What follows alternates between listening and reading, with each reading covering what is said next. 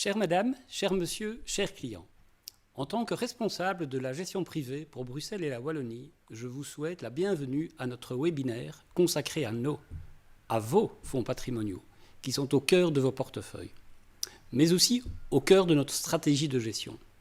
Ils sont en quelque sorte les navires amiraux de notre gestion. Robustes dans leur processus d'analyse et de sélection, dotés d'un équipage expérimenté sur toutes les classes d'actifs, agiles pour manœuvrer rapidement, diversifiés pour naviguer sur toutes les mers, par tout temps, même avec la récente houle de l'inflation. Comment vos fonds patrimoniaux ont-ils traversé les derniers mois de la crise Covid ? Comment leurs gestionnaires ont adapté leurs allocations en fonction des courants macroéconomiques ? Quels sont les enjeux pour les prochains trimestres ? Ces sujets seront abordés par Jean-Marc Turin, responsable de la stratégie de gestion des fonds patrimoniaux. Vous savez par ailleurs que nous attachons une grande importance à rendre notre gestion et vos portefeuilles durables face aux enjeux environnementaux, sociaux et de gouvernance qui nous font face. Maxime Bocard, gestionnaire de fonds et spécialiste de l'approche durable, vous expliquera comment nos fonds patrimoniaux se mettent au vert sans greenwashing. Un point pratique. Pendant tout le webinaire, vous aurez également la possibilité de poser des questions par écrit via la fonction chat. Seul le modérateur et nos experts peuvent voir ces questions. Dans la mesure du possible, vos questions seront traitées lors de la session de questions-réponses. Il ne me reste plus qu'à vous souhaiter un webinaire agréable et instructif et à céder la passerelle à Jean-Marc et Maxime. Merci Rémi, bonjour à tous. Et donc oui, cet exposé sera décomposé en trois parties. Donc dans la première section, je repasserai en revue le contexte macroéconomique et l'environnement de marché. Dans la deuxième partie, on verra comment est-ce que ça se traduit en termes de stratégie et de positionnement pour les portefeuilles. Et dans la dernière partie, mon collègue Maxime vous donnera quelques exemples concrets sur ce qui est fait en matière de durabilité. Et donc, pour aller directement dans le vif du sujet au niveau macroéconomique, si les slides veulent bien se lancer. Voilà. Donc, le point de départ, c'est quand même de rappeler qu'on reste dans le contexte d'une pandémie mondiale qui, 18 mois après, n'est en fait toujours pas sous contrôle. Donc, si on regarde au niveau mondial, on a encore aujourd'hui près de 380 000 nouveaux cas par jour, donc ça reste quand même très important. Alors c'est vrai, on le voit sur les deux courbes du bas, que ce soit aux États-Unis où on tourne aux alentours de 14 000 cas et l'Europe où on est à 20 000 cas. La situation va clairement mieux, mais ça veut dire que dans d'autres parties du monde, l'épidémie continue de sévir. Et même ici, on a vu hier en Europe, et notamment au Royaume-Uni, qu'un certain nombre de mesures de relaxation ont dû être postposées. Donc première chose, c'est que cette épidémie est encore là. La deuxième chose, qui est plutôt une bonne nouvelle, c'est que si on regarde sous le front de la vaccination, les choses avancent bien. Donc quand on regarde les différentes courbes, on voit en haut, on a évidemment Israël, le Royaume-Uni et les États-Unis qui ont commencé très vite et très fort leur campagne de vaccination. Vous voyez qu'au Royaume-Uni, par exemple, on est à près de 100 doses distribuées par 100 habitants. On sait que pour être complètement vacciné, pour la plupart des vaccins, il faut 2 doses. Donc tout le monde n'est pas encore vacciné, mais ça avance bien. En Europe, qui a commencé avec quand même pas mal de retard, on est au-delà de 60 doses et la Belgique fait même un petit peu mieux que la moyenne européenne.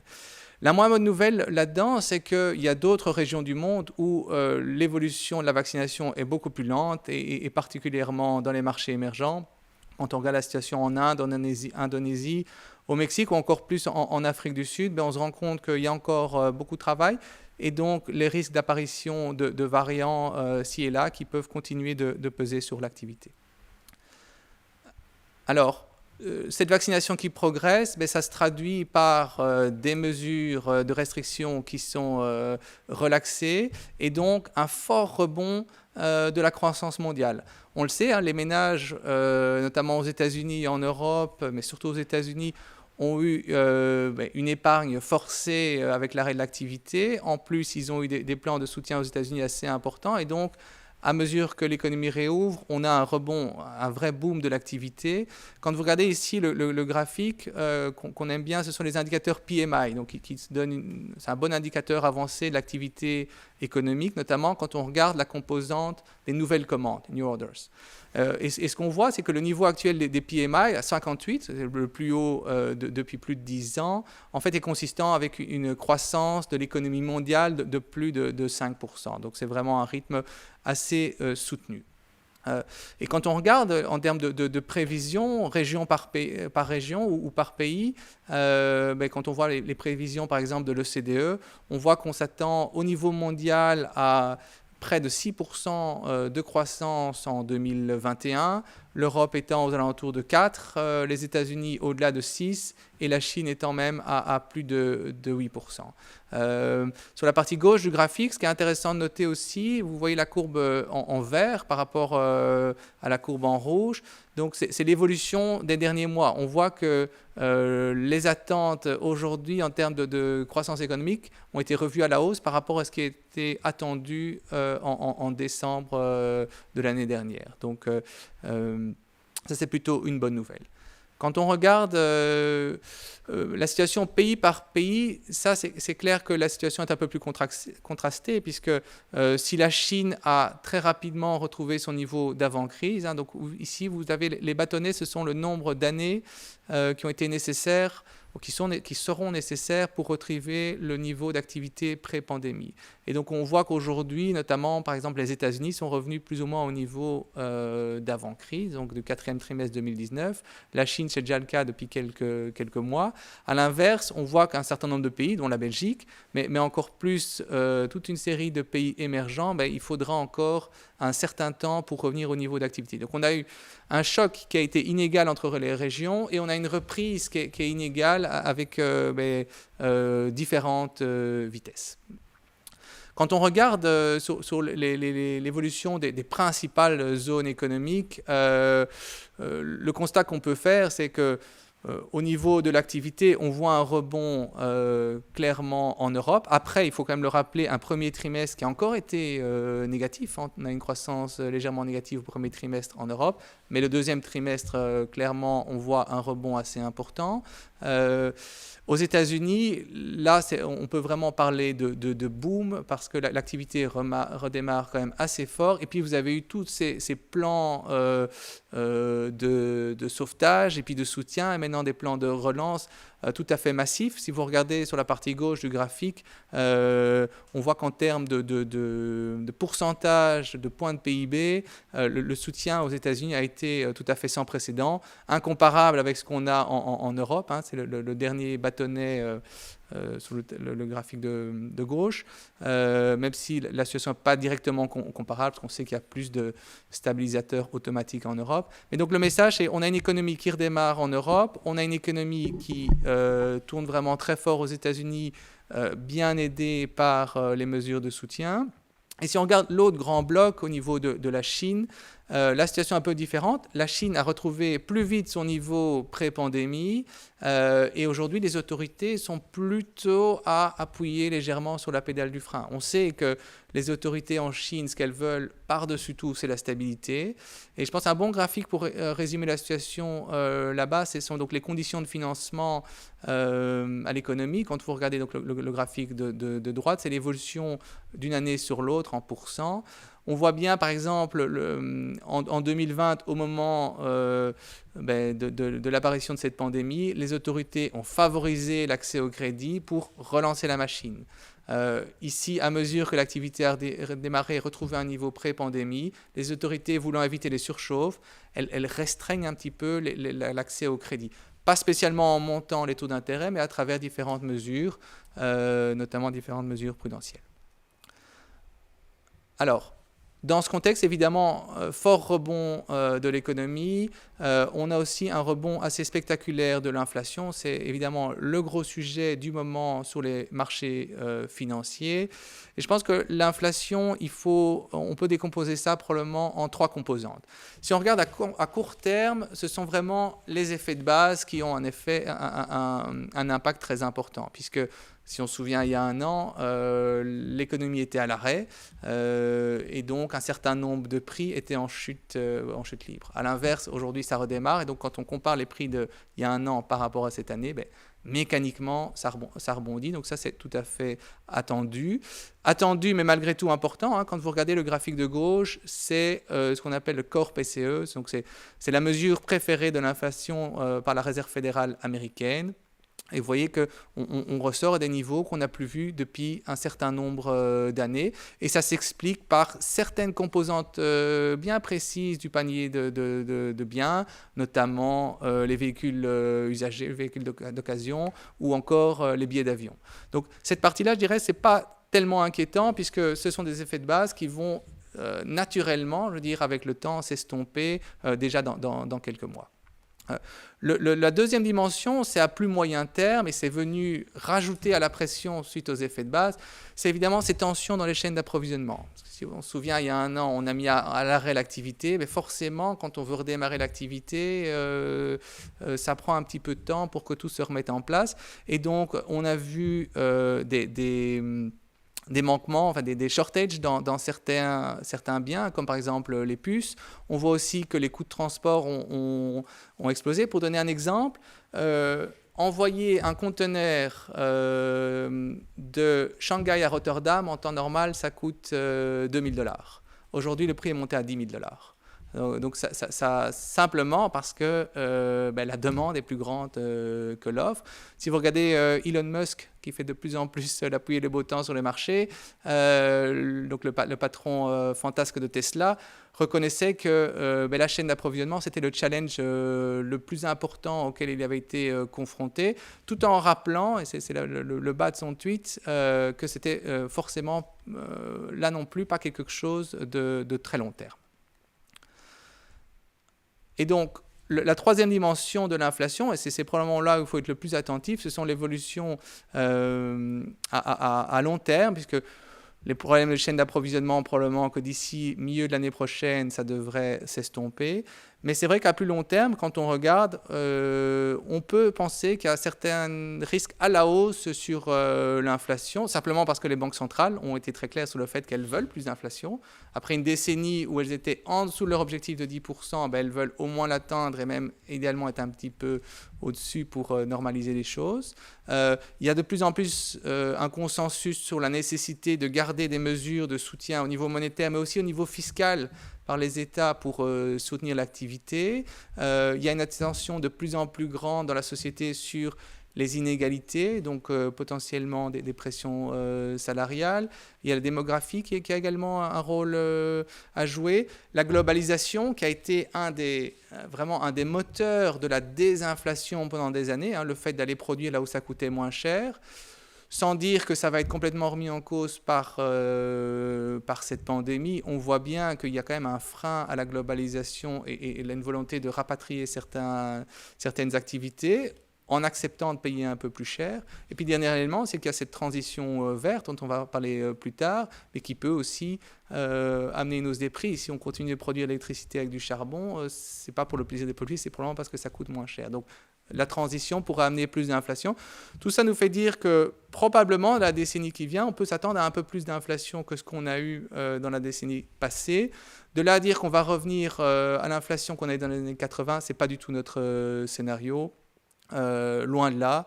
On parle plutôt d'une inflation un peu au-dessus de 2 à la place d'une inflation un petit peu en dessous de 2. Ça, c'est notre scénario aujourd'hui. Évidemment, ça peut toujours évoluer. L'inflation rebondit aussi en Europe, mécaniquement avec le prix du pétrole. On voit aussi au niveau des salaires une légère hausse, mais la pression reste quand même beaucoup moins forte qu'aux États-Unis. Donc c'est pour l'instant surtout un phénomène américain.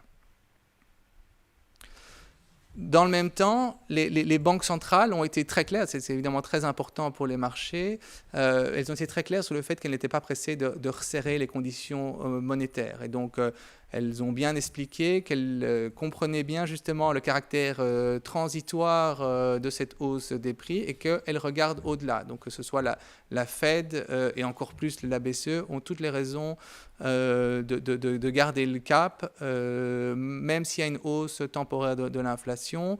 Et donc, pour être clair, j'ai remis en bas, c'est en anglais, mais ça vient directement de notre macroéconomiste. On s'attend à aucune hausse de taux avant la deuxième partie de l'année 2023 aux États-Unis et probablement pas avant 2025 en Europe. Et dans le même temps, les programmes d'achat liés à la pandémie, donc le quantitative easing, continuent. Le rythme va probablement, ils vont annoncer qu'ils baissent le rythme dans les prochaines semaines. Il y a une réunion importante de la Fed demain. Mais clairement, le soutien va rester là tant que l'emploi n'aura pas récupéré complètement. Donc la Fed a clairement dans son mandat le plein emploi et ils ont même redéfini un petit peu leur interprétation du plein emploi. Et donc ici, vous avez l'évolution de l'emploi aux États-Unis. Vous voyez que en 2 mois l'année passée, dans cette pandémie, il y a 22 millions d'emplois qui ont été détruits. Depuis, vous voyez que le taux d'emploi a remonté, mais on est encore plus ou moins 8 millions en dessous du niveau de l'époque. Et donc, ça prendra encore un certain temps. Vous voyez, au mois de mai, l'économie américaine a créé environ 560 000 emplois. Et donc, à ce rythme-là, il faudra encore plusieurs mois avant que le marché de l'emploi ne soit revenu à un niveau satisfaisant pour la Fed. Et donc, plusieurs mois de mesures de soutien. Et donc, pour résumer cette partie un peu macroéconomique, clairement, on a une activité qui est en fort rebond, en mode reprise qui devrait se poursuivre l'année prochaine et suivante, sous l'effet de la vaccination, du taux d'épargne élevé et des mesures de soutien. On a une inflation qui remonte assez fortement. On a eu 5% d'inflation aux États-Unis sur le mois écoulé.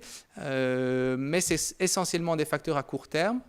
À long terme, peut-être aussi un petit peu de hausse structurellement de l'inflation, mais dans des proportions qui restent très raisonnables selon nous. Des politiques monétaires qui restent accommodantes. Un élément dont on n'a pas parlé, mais dont les marchés vont devoir s'habituer à vivre avec dans les prochaines années, c'est les tensions entre les États-Unis et la Chine.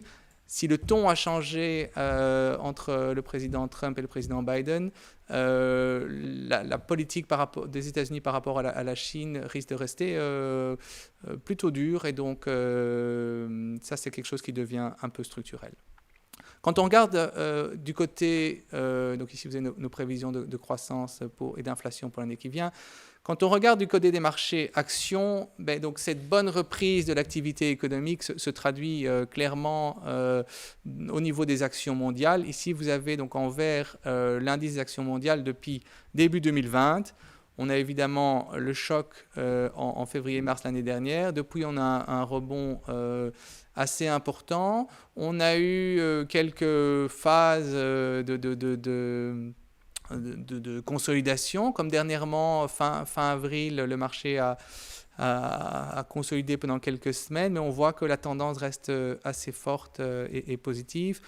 Quand on regarde au niveau des différentes régions, on voit que, pour une fois, serait-on tenté de dire, mais l'Europe est en tête, suivie de près par les États-Unis. Les marchés émergents que vous voyez en vert sont un peu en retrait. En fait, les marchés émergents avaient très bien commencé 2021 jusqu'en février. Et puis, depuis, c'est un peu plus difficile. On va y revenir. Le Japon, par contre, est vraiment à la traîne avec une hausse seulement de 3% depuis le début de l'année. Du côté obligataire, vous savez, ça fait près de 40 ans qu'on est dans un contexte de baisse des taux d'intérêt. Donc vous avez sur la gauche l'évolution des taux allemands et américains qui n'ont cessé de baisser. Sur la partie droite, c'est le même graphique, mais on zoome sur le passé plus récent. Et ce qu'on voit, c'est que depuis grosso modo l'été 2020, les taux américains, si on regarde l'emprunt à 10 ans, est passé de 0,5 à 1,7%. Donc c'est quand même une hausse notable, liée évidemment au rebond, enfin aux anticipations d'inflation qui ont été rehaussées. Vous voyez que cette hausse des taux d'intérêt, en réalité, depuis la fin mars, on est plutôt dans une phase de consolidation. Donc les taux en réalité ne montent plus et ont même baissé depuis la mi-mai. Aujourd'hui, on est environ à 1,48 aux États-Unis. Voilà, ça c'était pour le contexte de marché. Mais comment est-ce que tout ceci se traduit dans notre stratégie et dans le positionnement des portefeuilles ? Clairement, au niveau stratégique, le message principal, c'est que les actions gardent notre préférence aujourd'hui parce qu'on observe un fort rebond d'activité, on observe une dynamique au niveau des bénéfices d'entreprise qui sont très bien orientés, on va y revenir. On a une inflation qui rebondit, je l'ai dit, mais c'est de manière plutôt temporaire. Et on voit bien que les banques centrales, en tout cas à ce stade, vont rester plutôt accommodantes. Clairement, ça va venir sur la table à un moment. Hein. Peut-être à Jackson Hole au mois d'août pour la Fed, commencer à donner des indications au marché de comment est-ce que progressivement elle retirerait le soutien. Mais on n'en est pas encore là aujourd'hui. Quand on regarde les valorisations des actions, on ne peut pas dire qu'elles soient vraiment bon marché dans l'absolu. Malgré ça, quand on regarde les différentes possibilités pour un investisseur, quand on regarde en relatif aux autres classes d'actifs, les actions restent plutôt attractives et clairement offrent la meilleure rémunération du risque. On reste dans cet environnement où il n'y a pas vraiment d'alternative aux actions et on voit qu'être hors du marché, c'est assez dangereux. Donc régulièrement dans cette hausse, il y a eu la tentation de se dire là, le marché a été un peu vite. Il y a beaucoup de bonnes nouvelles qui sont anticipées, c'est vrai. Et donc, tentation de prendre des profits, ce qu'on a fait parfois, notamment ici, fin avril, on a pris quelques profits tout en restant surpondéré en actions. Mais on voit que la tendance de fond reste très très forte et donc c'est dangereux d'être hors du marché. Et donc les actions aujourd'hui restent le socle du portefeuille. Pour un profil de type médian, notre cible est à 57. Fin avril, on était à 58, 59. Donc on a réduit légèrement, mais on reste avec les actions comme socle principal du portefeuille. Les valorisations, j'en ai parlé. Vous avez ici donc le price earnings, donc le rapport cours-bénéfice pour les différentes zones géographiques. On voit les États-Unis, on est à 22 fois. Vous voyez que ça a assez fort baissé en fait ces dernières semaines parce que les bénéfices justement ont rebondi. On va y revenir. L'Europe est environ à 17 fois et les marchés émergents à 14 fois. Donc clairement, on n'est pas dans le bas du range, mais on n'est pas non plus à des niveaux extrêmes en termes de multiples. Et certainement, les multiples vont continuer à baisser tant que les bénéfices rebondissent. Les valorisations en relatif, j'en parlais. Si on regarde la prime de risque, donc on regarde le rendement qu'on peut attendre sur des actions mondiales par rapport, par exemple, à l'emprunt d'État allemand, qui offre toujours un taux négatif de moins 0,25% aujourd'hui, on a une prime de risque de plus de 4% en actions. Autre chose intéressante à noter, et ça c'est un graphique qui vient de chez nos collègues de JP Morgan, vous avez donc la partie milieu du graphique, l'évolution pour 2020 et sur la droite 2021 et on regarde ici les différentes composantes du rendement. Parce que quand vous investissez en actions, il y a plusieurs sources de rendement. Il y a évidemment les bénéfices que va faire la société, le dividende qu'elle va distribuer et les multiples de valorisation. C'est-à-dire que si les multiples montent, même si les bénéfices ne montent pas, le marché peut monter. Ce qui était intéressant de noter, c'est que l'année passée, on a vraiment eu une hausse des multiples. Et donc les marchés sont devenus de plus en plus chers. Cette année, en fait, on a vraiment une hausse des marchés qui est alimentée par les bénéfices. Donc les multiples, en fait, même baissent. Donc les actions deviennent un petit peu moins chères en termes de multiples parce que les bénéfices sont très bien orientés. Et justement, en parlant des bénéfices, si vous regardez ici pour 2021 au niveau mondial, on s'attend à une progression des bénéfices de près de 36%. 34% aux États-Unis, un peu plus en Europe où ça avait plus baissé l'année passée. Voilà, donc c'est évidemment très, très important. Les attentes étaient élevées pour le premier trimestre, elles ont été battues largement.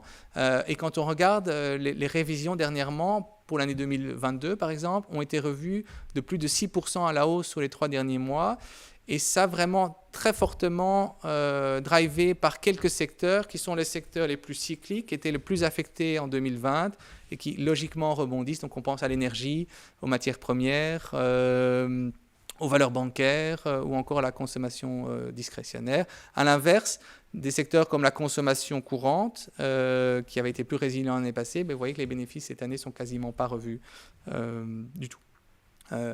Et justement, cette révision des bénéfices sur les sociétés les plus cycliques, ça se traduit clairement dans les performances depuis le début de cette année, où on voit qu'il y a des écarts assez grands en fait entre les secteurs. Donc cette année, si vous n'êtes pas surpondéré en énergie ou en valeur bancaire, c'est difficile de surperformer les indices. On voit près de 35% de hausse pour les valeurs du secteur de l'énergie.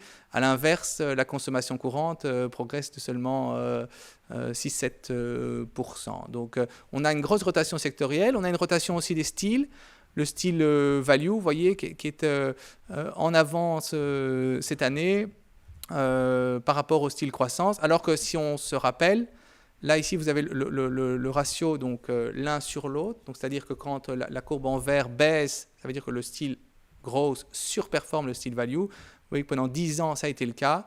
Et que depuis l'été 2020, donc comme par hasard, depuis la hausse des taux d'intérêt, vous avez sur la partie droite le zoom de ce rapport value versus growth, on voit bien que quand les taux d'intérêt remontent, c'est plutôt favorable au style value. Donc ça reste très dépendant de l'évolution des taux. Mais donc ça justifie, selon nous, en termes de construction de portefeuille, d'avoir vraiment quelque chose d'équilibré.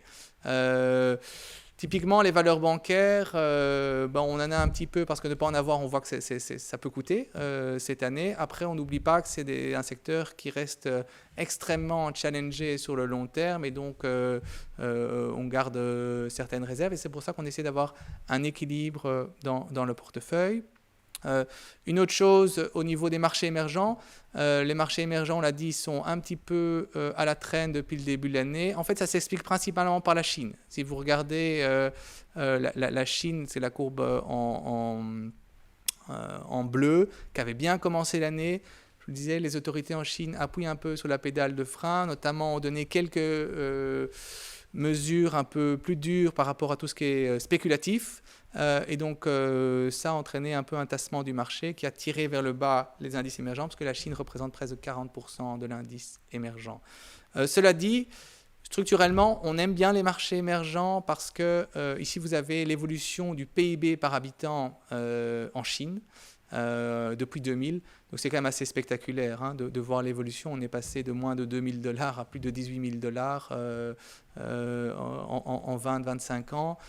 Donc, les marchés émergents, la Chine, sont encore aujourd'hui très sous-représentés dans les indices. Quand vous regardez sur la partie en haut à droite du graphique, ces marchés représentent environ 12% des actions mondiales, alors ces économies créent près de 40% de la richesse mondiale. Et donc c'est pour ça que, même si tactiquement on est un peu prudent sur les émergents, structurellement on est content d'en avoir.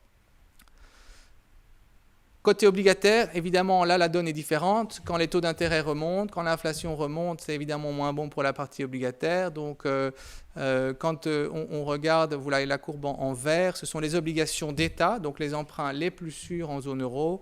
Vous voyez qu'on est à moins 3% sur l'indice depuis le début de l'année. Les obligations d'entreprise résistent un peu mieux. Parce que notamment, on va le voir tout de suite, les spreads de crédit, donc le surplus de rendement qu'on a quand on prend le risque d'avoir un emprunt qui n'est pas sans risque, ces spreads de crédit sont très très bas aujourd'hui, ils sont vraiment sous contrôle par l'effet des banques centrales. Quand la banque centrale achète pour 80 milliards par mois d'obligations dans le marché, forcément ça fait monter les prix, baisser les taux, baisser les spreads, et donc les conditions de financement pour les entreprises et pour des États comme par exemple ici vous avez sur la droite l'Italie, restent assez accommodantes. Au niveau du portefeuille, on garde des actifs décorrélants, on a de l'or. L'or peut aider dans certains environnements. L'or n'a pas vraiment aidé au mois de février de cette année. Par exemple, quand les taux ont monté, notamment quand les taux réels ont monté, l'or a souffert un petit peu dans cet environnement. malgré ça, dans un contexte de risque d'inflation ou de risque de superinflation, l'or a du sens dans le portefeuille. Un autre actif décorrélant qu'on a, c'est le yen. Vous voyez que le yen a baissé depuis le début de cette année, donc ça montre bien qu'il joue son rôle, c'est-à-dire qu'il nous coûte un petit peu dans une année où ça monte. Par contre, on voit que, par exemple, en 2020, quand on a une période de stress, le yen se renforce. Et donc, comme les taux d'intérêt sont très bas, comme les corrélations entre les actions et les obligations montent un petit peu, on regarde toute une série d'actifs décorrélants. On est content d'avoir un petit peu de yen dans le portefeuille, même si par moment, à court terme, ça peut coûter un petit peu. Et le dernier élément, au niveau du positionnement des portefeuilles, un mouvement qu'on a fait, Maxime va y revenir dans la troisième partie, de plus en plus ces dernières années, c'est le fait d'intégrer les critères et les dimensions ESG dans notre analyse. Donc, dans tous nos fonds patrimoniaux, vous savez, on a 2 grandes familles de fonds patrimoniaux, on a pour objectif d'investir de manière responsable, c'est-à-dire d'intégrer ces considérations ESG. Le fait d'avoir 2 grandes familles de fonds patrimoniaux, ça permet de mettre le curseur à des niveaux différents. Pour les fonds où on veut être plus durable, quelque part, on réduit un peu plus l'univers d'investissement, mais on a plus d'impact. Et donc, même si dans tous les fonds patrimoniaux, on fait des exclusions sur certains secteurs, certaines activités controversées, nos analystes intègrent dans leur modèle les considérations E, environnementales, S, sociales, G, gouvernance dans leurs analyses. On fait ça pour les différents fonds, mais on peut mettre le curseur plus ou moins loin suivant le fonds dont on parle. Pourquoi est-ce qu'on fait ça? Parce que déjà, on pense qu'en tant qu'investisseur, on a un rôle important, un impact sur la société à avoir. Et aussi, simplement d'un point de vue purement chiffré, on s'est rendu compte qu'intégrer ces dimensions-là, ça permet d'identifier des risques et des opportunités qu'on n'aurait pas forcément vues avec l'analyse financière classique. Donc ça, c'est assez intéressant. Et si on regarde, par exemple, au niveau de la transition énergétique, vous avez ici, sur la partie gauche, les objectifs de réduction d'émissions de carbone pour l'Europe, les États-Unis et la Chine, avec un objectif aux alentours de 2050, 2060 pour la Chine, de neutralité carbone. Et donc forcément, ça crée des opportunités, parce que ça veut dire qu'il va falloir faire des investissements colossaux. Quand vous regardez le prix de la tonne de CO2 qui a monté forcément dernièrement. Mais donc, c'est des investissements qui vont venir, et donc des opportunités d'investissement. Et quand on regarde le monde avec des yeux d'investisseurs ESG, on est plus susceptible d'identifier ces opportunités. Et dernière chose sur l'intégration des critères ESG, c'est que cette crise a en tout cas eu un effet positif, c'est que ça a permis de convaincre certains, ceux qui voyaient surtout le risque, le fait d'intégrer ces dimensions, de se mettre des contraintes plus fortes. Forcément, il y a la crainte de moindre rendement. On a vu en fait dans cette crise que c'était même l'inverse. Donc les entreprises avec les meilleurs scores ESG en fait ont mieux résisté et ont bien rebondi, donc ont mieux performé. Notre message, c'est certainement pas de dire qu'elles vont toujours mieux performer. On le voit en 2021. Les sociétés avec les meilleurs scores ESG font un petit peu moins bien, mais elles rebondissent quand même malgré tout. Mais surtout, ça permet de voir que cette approche tient la route, et donc ça, c'est certainement un côté positif de cette pandémie. Et donc, pour terminer, en termes de positionnement stratégique, message principal, on favorise toujours les actions aujourd'hui. Deuxième message, c'est qu'on essaie d'être très diversifié dans la partie action et au-delà des actions. Donc dans la partie action, on a une préférence pour l'Europe et les États-Unis, tactiquement un peu plus prudent sur les émergents, mais on est quand même bien exposé. Une diversification en termes de style, avec notamment des valeurs plutôt value, et on maintient un socle avec des entreprises de qualité, croissance, assez résilientes. On est très attentif aux opportunités ESG. Côté obligataire, on reste sous-pondéré en obligations, avec une duration réduite, donc une sensibilité au taux réduite, justement pour se prémunir du risque d'une hausse de taux, même si on ne s'attend pas à une hausse trop massive des taux d'intérêt. On a pris dernièrement quelques profits sur les obligations indexées sur l'inflation parce que les attentes d'inflation ont très fort rebondi. Donc, en fait, ça s'est retrouvé incorporé dans les cours. Au niveau crédit, on reste sélectif malgré tout. Voilà. Maxime, j'espère que je n'ai pas trop débordé. Et je te passe le micro pour la troisième partie. Merci Jean-Marc. Donc voilà, je vous propose d'aller un peu plus loin en termes de durabilité. Et aujourd'hui, je vous propose de faire un focus plus particulier sur la dimension environnementale. Alors vous savez, même si on cherche des business models avec, je dirais, des belles considérations environnementales, le S et le G ne seront jamais complètement oubliés. On ne peut pas investir dans une société qui a un super business model au niveau environnemental, mais qui néglige complètement les dimensions sociales, les dimensions avec ses employés, les dimensions avec les clients, les fournisseurs et autres, ou une société qui est tout simplement mal gérée, avec un manque d'indépendance de board. Mais aujourd'hui, pour la fin de cet exposé, on va se focaliser sur la composante environnementale. Alors, juste une notion qui est très importante, c'est de revenir sur le fait que l'investissement durable, en fait, c'est une dimension qui a très fortement évolué, en perpétuelle évolution depuis toujours. Au départ, en fait, ça provient du XVIIe siècle et de la sphère religieuse qui dit pour investir durablement, nous allons éviter certains secteurs, certains segments d'activité qui n'apparaissent pas comme optimales au niveau de l'échelle de la société. Et donc, ils décident d'exclure le tabac, l'alcool, l'armement et autres. Ensuite, ce n'est qu'en fait en 1970 que la notion d'analyse positive ESG apparaît. Et là, la notion de best in class, sélectionner les meilleurs élèves de la classe. Et puis en 2006, on a le concept d'intégration ESG, où on va intégrer les dimensions ESG dans l'analyse, menée par le Pacte mondial et les Nations unies. Et ensuite, assez récemment, en fait, on voit apparaître cette notion d'impact. En fait, l'impact sociétal au travers de l'investissement. Et ici, aujourd'hui, je vous propose de prendre un des thèmes avec lequel on peut avoir un impact positif, qui est l'économie circulaire. Alors, l'économie circulaire, qu'est-ce que c'est ? Pour ça, on a été voir du côté de la Fondation Ellen MacArthur, qui est la plus grande fondation, qui a pour but de promouvoir l'économie circulaire. Et en fait, qu'est-ce qu'elle nous dit ? Elle nous dit que c'est une nouvelle façon de concevoir, de fabriquer, d'utiliser des objets avec les limites, dans les limites de la planète. Donc c'est important. Nouvelle façon, limite de la planète, en éliminant les déchets et la pollution. Donc voilà, et donc dans le but de réinventer, de régénérer, c'est important. Alors si on essaie d'aller un peu plus loin dans la compréhension, on voit en fait, on peut le mettre en perspective avec l'économie linéaire. Donc l'économie linéaire, qu'est-ce que c'est ? C'est l'économie dans laquelle on vit globalement aujourd'hui, c'est-à-dire on prend les ressources, on les transforme, on les fabrique, on les utilise et puis on les élimine ou on les rejette.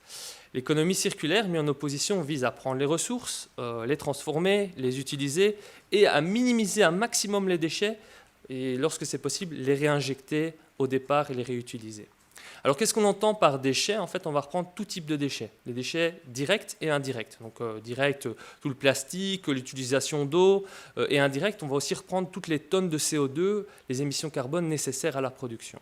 Et donc ici, déjà, on voit apparaître un concept, c'est que dès le départ, en fait, dans la production et dans la conception des produits, on va réfléchir pour limiter la quantité de déchets. D'accord ? Et ça, on le voit très bien sur le slide suivant, qui montre que en fait, l'économie circulaire est basée sur le principe des 4 R. Et dans un des R, on a le recyclage. Mais l'économie circulaire, c'est bien plus qu'une économie de recyclage. En fait, vous avez les 4 R qui visent, donc le premier, c'est le replace, qui vise à remplacer une partie de l'énergie et des ressources par des ressources naturelles meilleures pour l'environnement. Et donc là, on retrouvera toutes les énergies renouvelables et autres.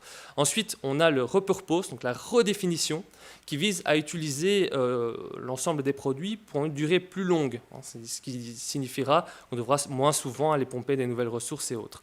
Et ensuite, on a le rationalize, qui vise à utiliser de manière plus intelligente. Par exemple, tous des business models sur du partage et de l'utilisation un peu plus grande des produits et autres.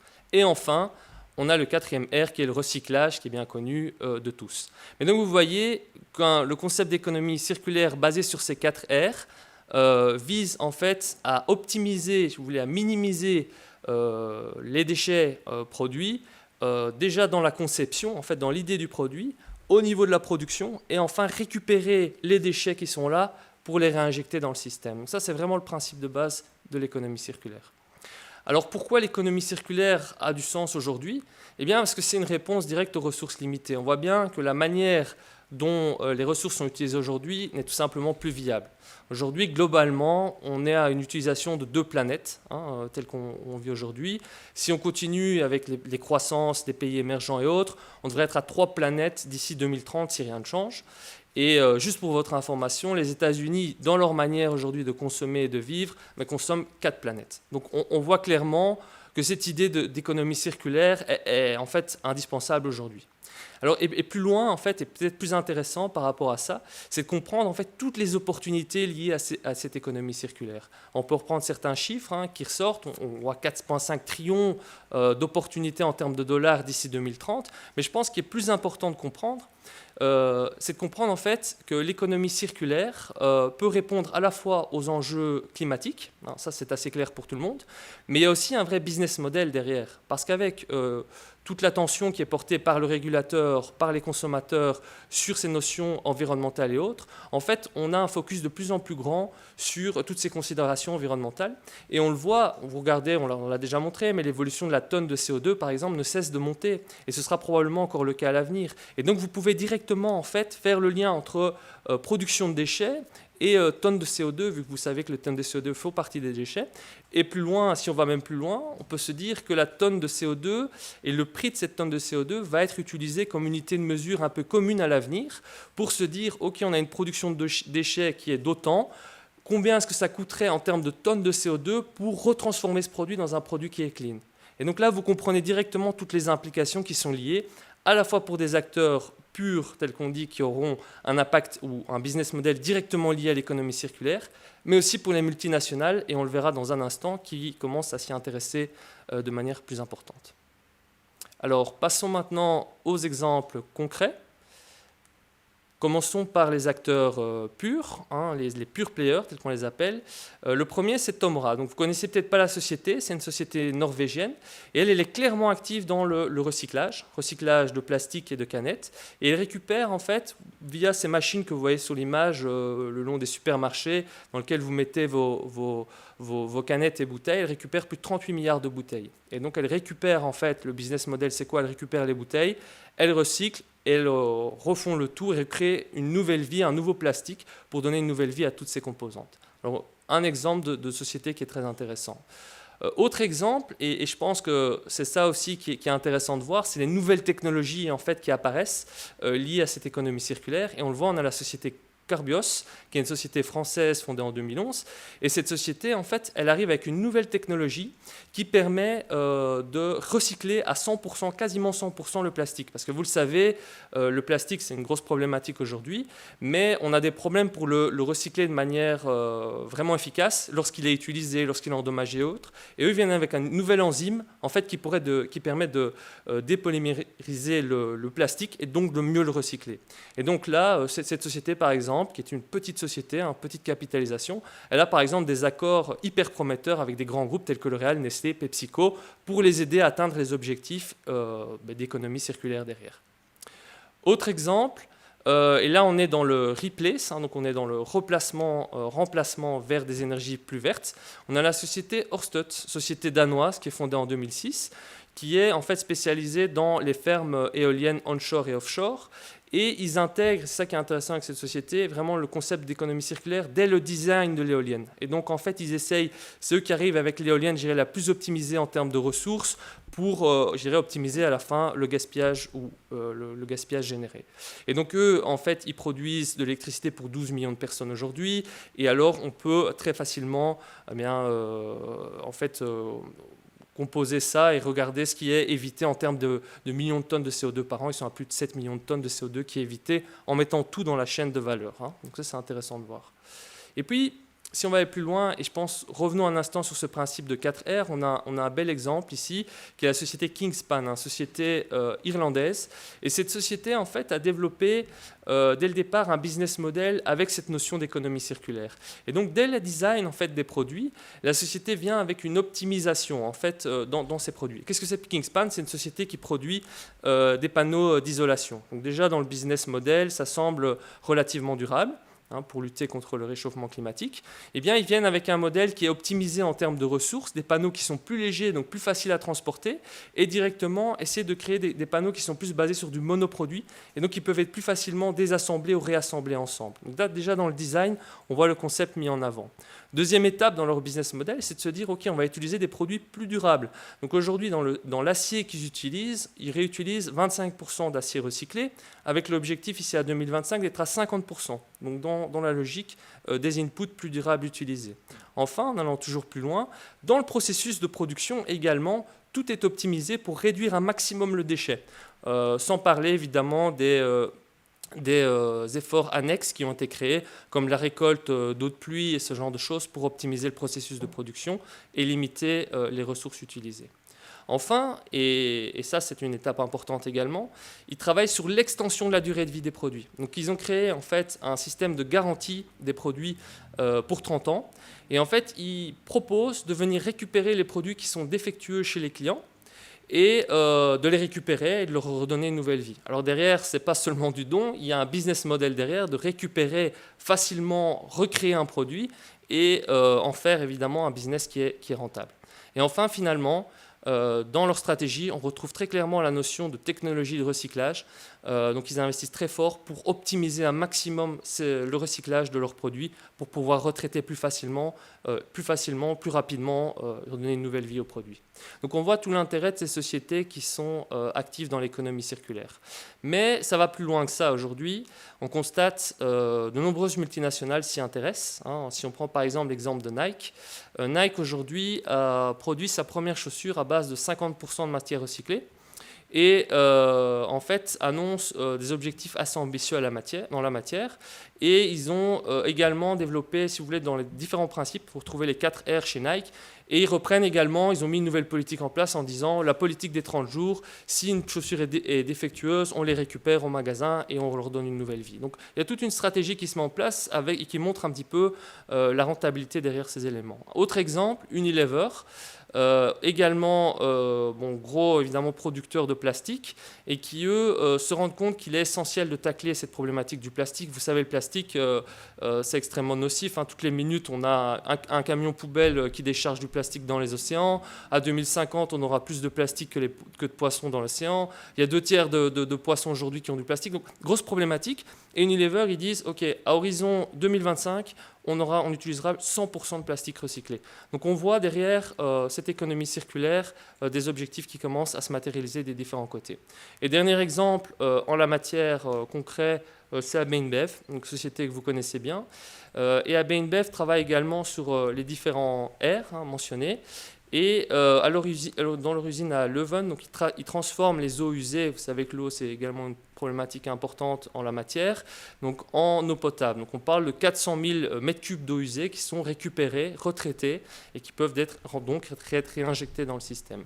En plus de ça, et là on est dans le replay, ce remplacement, horizon 2025, ils s'engagent à avoir utiliser 100% d'énergie renouvelable et réduire de 25% leur empreinte carbone. 50% ce sera pour 2030. Et enfin, et ça c'est pas anodin non plus, et là on est vraiment dans le recyclage des produits. Vous savez que dans le processus de fabrication, ils émettent de nombreux grains en fait, qui sont plus utilisables pour eux, mais en fait ils créent un business. En fait ils se sont rendus compte qu'ils pouvaient revendre ces grains aux sociétés agroalimentaires. Et donc on a plus de 30 millions de tonnes de grains qui seraient purement du déchet, en fait, qui sont revendus à l'agroalimentaire vers d'autres chaînes, et on peut recréer une nouvelle vie pour ces produits. Et donc tout ça pour montrer qu'il y a un vrai business en fait, pour l'économie circulaire. On voit aujourd'hui ça représente 9% de l'économie. On peut clairement s'attendre à ce que ça continue à croître parce qu'on voit tout l'intérêt qui est derrière. Et je pense que cet exemple d'économie circulaire montre en fait l'intérêt d'intégrer les dimensions ESG aujourd'hui. Parce qu'à côté en fait, de ce double objectif en fait, d'avoir une finance qui est plus durable et qui peut financer des objectifs climatiques et autres en la matière, eh bien, on peut également avoir des performances boursières qui sont bonnes, car ça nous permet de sélectionner des sociétés avec des business models qui sont solides en la matière. Je vous remercie pour votre attention et nous sommes disponibles pour répondre à vos questions. Merci messieurs. Pas mal de questions en fait qui nous viennent de nos clients. Pour respecter le timing imparti, je les ai rassemblés sur différentes thématiques. La première question tourne autour de l'inflation. Donc Jean-Marc, ça a été abordé dans ta présentation, mais concrètement au sein des portefeuilles, des approches patrimoniales, qu'est-ce qui est fait pour se protéger contre ce retour de ce spectre de l'inflation ? Oui, pas étonnant que ce soit une question qui revienne parce que c'est vraiment le sujet du moment sur les marchés. Je dirais que la première protection dans les portefeuilles au niveau de l'inflation, c'est vraiment les actions. C'est-à-dire que investir en actions, c'est se prémunir contre une hausse de l'inflation. Si les prix montent, c'est parce que les bénéfices des sociétés montent. Et donc, si on va sur des entreprises qui sont capables de répercuter les coûts de leurs matières premières dans le prix des produits finis, en fait, on se protège contre l'inflation. Les bénéfices, quelque part, sont indexés sur l'inflation. Ça, c'est la première chose. Deuxième chose, dans la partie action, le fait, quand on parlait du value, investir dans les sociétés value qui sont en fait moins sensibles au taux d'intérêt, parce qu'en fait, dans leur valorisation, quand on valorise une société comme ça, la croissance future pèse moins dans leur valorisation, et donc c'est une façon de se protéger. Donc ça, c'est première protection, c'est d'être investi en action. La deuxième protection, au niveau de la partie obligataire, on l'a dit, c'est on est moins exposé que d'habitude aux obligations, même beaucoup moins en fait. Si on regarde les obligations d'État, on a peut-être le quart de ce qu'on aurait, en temps normal, et encore là où on a plutôt des maturités courtes. Pourquoi est-ce qu'on n'est pas à zéro ? Ça, c'est une question qui peut être légitime. C'est que c'est pas du tout notre modèle de tout miser sur un scénario. Et donc, notre portefeuille est positionné pour un scénario d'un retour, d'un rebond temporaire de l'inflation et puis d'une hausse graduelle de l'inflation, mais qui reste modérée. Si ce scénario-là n'est pas correct, il y a des conditions où on est content d'avoir un petit peu d'obligations pour amortir la volatilité. Autre chose, dans la partie obligataire, j'ai parlé des obligations indexées sur l'inflation. Donc ça, le coupon, en fait, est indexé sur l'inflation. Et donc ça, c'est vraiment des obligations qui, dans la phase très récente de hausse des taux, en fait, ont bien protégé. Dernière chose, c'est d'avoir de l'or. L'or, ça ne produit rien, mais par contre, c'est vrai que ça a tendance à garder son pouvoir d'achat en période d'inflation. Ok, merci Jean-Marc. Plusieurs questions aussi sur les performances. En fait, on observe, ça a été montré, de très bonnes performances d'indices américains, d'indices européens. Comment est-ce que nos fonds se comportent quand on les compare à ces performances de ces différents indices ? Oui, c'est une très bonne question légitime aussi. Et bon, clairement, les portefeuilles captent la croissance des marchés, évoluent en ligne. On n'a pas trop le droit de parler des performances d'un profil en particulier, mais si on regarde un profil high, on est proche des 10% aujourd'hui. Un médium, on est proche des 6%. Il faut voir qu'il n'y a pas que des actions européennes en portefeuille. On a dit le Japon fait un peu moins bien. Les marchés émergents sont un petit peu à la traîne. Au sein de la poche action, on voit bien aussi des énormes différences entre les secteurs. Donc, on est exposé sur les valeurs financières, sur l'énergie, mais certainement, quand on a ce focus sur l'intégration des dimensions ESG, on ne va pas être surpondéré sur les pétrolières. Donc, d'en avoir un petit peu moins, ça, c'est quelque chose qui peut coûter un petit peu. Et puis, pour les profils qui sont moins dynamiques, donc les profils équilibrés ou les profils plus défensifs, forcément, là, la composante obligataire est plus importante. Donc, toutes les mesures qu'on a prises pour se prémunir une hausse des taux, ça permet tous nos portefeuilles sont évidemment positifs malgré des obligations qui ont des rendements négatifs. Sur un médium, c'est clair que d'avoir un peu d'obligations, ça attire un peu la moyenne vers le bas. Après, il faut faire attention de ne pas changer son profil de risque non plus, simplement après une période de hausse des marchés. Il faut toujours garder un profil de risque qui est bien adapté à ce qu'on peut tolérer. Ok, une question peut-être pour tous les deux en fait. Donc ces approches durables, ces approches responsables sont très louables. Et une question qui revient souvent, est-ce que quelque part ces approches ne nous restreignent pas dans l'univers d'investissement auquel on a accès ? Oui, si tu veux, je vais bien prends la première partie de la question et tu pourras compléter. Mais donc, clairement, c'est un point d'attention. Et donc, c'est pour ça aussi qu'on a deux familles de fonds patrimoniaux, parce que d'un côté, on veut être crédible en tant qu'investisseur durable, et donc pour ça, il n'y a rien à faire. Il y a certaines activités qui sont controversées, on ne veut pas investir dedans, et donc ça réduit l'univers. Évidemment, on ne peut pas se permettre de faire ça pour tous les clients. Il y a toute une série d'investisseurs qui sont quelque part alignés sur l'idée d'intégrer ces dimensions-là, mais sans non plus vouloir trop réduire l'univers. Si on prend le cas le plus frappant, c'est les emprunts d'État américains. C'est le marché le plus liquide, c'est le premier marché mondial. Aujourd'hui, les États-Unis sont pas le pays qui fait le mieux au niveau notamment environnemental. Alors ça pourrait changer sous la présidence de Joe Biden, mais clairement, dans nos fonds les plus durables, dans nos fonds sustainable, on ne va pas investir dans les emprunts d'État américains. Même chose pour l'or. L'or, ce n'est pas non plus l'activité la plus durable. Donc voilà. Oui, juste un point là-dessus, tout à fait d'accord avec ce que Jean-Marc mentionne, et c'est vrai qu'on le voit, plus on pousse loin le curseur pour avoir de l'impact, plus on réduit l'univers d'investissement, comme ce qui est dit. Maintenant, voilà, dans la stratégie durable, ce qu'on essaie de faire, c'est jouer des thèmes différents, de ne pas se focaliser comme sur les énergies vertes uniquement comme on l'a vu, et donc essayer de diversifier. Par exemple, sur la thématique environnementale, avoir des segments liés à l'eau, des segments liés aux nouvelles énergies, des segments liés aux recyclables. Et je pense que l'économie circulaire est un exemple qui montre qu'on peut jouer certains thèmes de manière très diversifiée. Et garder cette diversification est important, du coup. Ok. Je vais rester vers toi, Maxime. C'est vrai qu'il n'y a pas un jour qui s'écoule sans qu'on nous parle d'une société qui se targue d'être durable, responsable. Comment, quelque part, on gère ce risque de greenwashing ? Oui, c'est une bonne question parce qu'en fait, globalement, ce qu'on voit aujourd'hui dans l'évolution des considérations ESG, c'est plus suffisant de regarder un score ESG élevé. Et donc, ça nécessite de l'analyse, en fait, de la part ici de l'institution, de comprendre en fait la stratégie du groupe et de voir ce qui est fait, donc, quels sont les objectifs de long terme, moyen terme, et qu'est-ce qui est fait pour atteindre ces objectifs. Et donc, c'est vraiment l'analyse qui va permettre, je dirais, de faire la distinction là-dessus. Et puis deux, je dirais, pour éviter le greenwashing, en fait, il faut voir qu'il y a une nouvelle réglementation qui est entrée en vigueur cette année qui s'appelle SFDR pour les secteurs financiers et dans lequel on va classifier en fait les investissements en trois catégories, soit n'intégrant pas du tout les considérations ESG, soit deuxième catégorie, les intégrants, ou troisième catégorie, intégrant les considérations ESG avec une notion d'impact positif. Et derrière, en fait, c'est que le début d'un plan plus large au niveau européen, parce que derrière, en fait, il y a la taxonomie qui arrive, et la taxonomie aura pour but non plus que d'identifier ou de s'adresser au secteur financier, mais aussi à toutes les sociétés, en fait, industrielles et autres.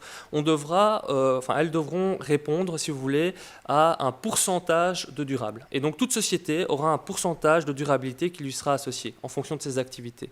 Et donc, en fait, tout ce cadre va limiter les possibilités de greenwashing dans les années qui viennent. Ok. Pour rester vers toi, il y a cet engouement vers ces valeurs dites vertes. Donc, on voit aussi derrière ça de très, très belles performances dans ces secteurs. On parle souvent de bulles sur les marchés financiers. Est-ce que sur ces thématiques-là, aujourd'hui, tu as le sentiment qu'il existe une bulle ou absolument pas ? Alors, aujourd'hui, moins qu'il y a 6 mois, parce qu'il y a beaucoup de valeurs qui ont déjà un petit peu corrigé depuis la rotation sectorielle. Mais alors, je pense que, de nouveau, je reviens, l'analyse est importante.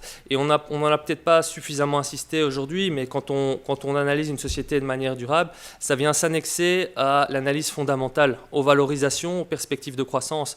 Et donc, dans certains cas, on peut payer cher pour un groupe qui arrive avec une technologie totalement innovante, qui va totalement disturber le marché pour les années qui viennent.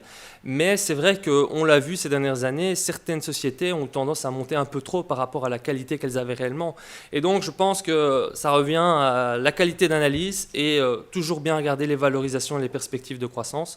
Il y aura des groupes qui seront les grands vainqueurs dans ces thématiques-là, d'autres ne le seront pas. Elles ne peuvent pas toutes être gagnantes. Une dernière question pour toi. Aujourd'hui, on regarde effectivement toutes ces sociétés qui ont déjà un score ESG. On en a toute une série d'autres qui sont en cours quelque part de constitution, qui travaillent énormément, qui ont peut-être moins de ressources à allouer pour produire tous ces rapports. Quel est ton sentiment, quelle est ta vue par rapport à ça ? Moi, je pense qu'il faut du coup ne pas exclure ces sociétés de l'univers parce que dans toutes ces petites sociétés qui sont, entre guillemets, désavantagées par le fait qu'elles ont moins de ressources pour faire des reportings convaincants et autres, il faut être capable, en fait, d'aller sélectionner les bons élèves là-dedans qui auront un impact réel à l'avenir. Et donc, je pense que dans une approche durable bien aboutie, on doit avoir les deux, des sociétés de large capitalisation qui auront un impact en les faisant bouger dans le bon sens et autres, et en ayant les petites sociétés qui seront les leaders de demain. Ok, merci. Il est déjà temps de conclure pour rester dans le temps imparti. Mais tout d'abord, je tiens à remercier nos deux experts pour la clarté de leurs propos et aussi la pertinence de leur analyse. J'espère que vous avez trouvé cette session intéressante et instructive. Nous sommes toujours ravis de pouvoir régulièrement faire le point avec vous sur nos solutions patrimoniales. Derrière les chiffres, c'est toute une équipe, un équipage, une méthodologie et des talents qui prennent au quotidien soin de votre patrimoine. Si vous avez encore des questions spécifiques, n'hésitez pas à contacter votre banquier privé. Il ou elle sera ravi de vous aider. Enfin, je voudrais vous souhaiter un très bel été. Profitez de vos vacances et rendez-vous à une prochaine escale.